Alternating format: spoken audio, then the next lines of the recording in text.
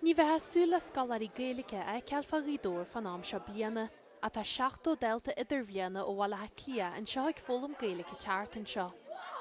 Is é scalhaide a gabracht an na deltaí, agus seo an chiadúir go leordaí fa freastal ar chuir sa Gaeltachta. Seo tagra úra Gaelin, coppla leid a hamaide has Gaeltachta a chur ar fáil. An rud is sprágmuid na gur wathíimiid nach ró an líon céanna daltaí ag teart chun na Gaeltachta ar na cáilistí saoirí. Tá rangana an agrú an acadú na hallscalaíochta Gaeilge don na deltaí. Fanan siad lem ré tí sa fáraiste, agus a han tróna agrítar imachtaí éagsúla dífa.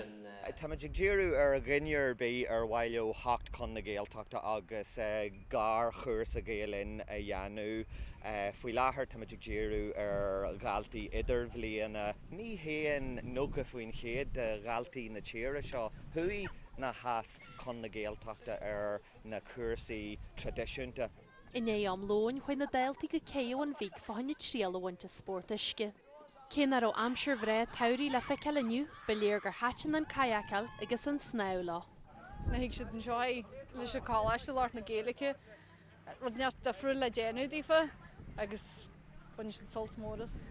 Ní seo am gríthe torasráart an ggéilteart chun na ngáil, me iríonn leis an tagra seo tá ag súil go méid deltaí ága agus daoine fuesta mohan seo ag teart go gcuidóir le Gaeilge ólam agus le chur le heacnamíocht na héite tíú muid a bhíon an tairí. Ní bhreislein na ar TG ceir an gcuidóir a gandá go na ngáil.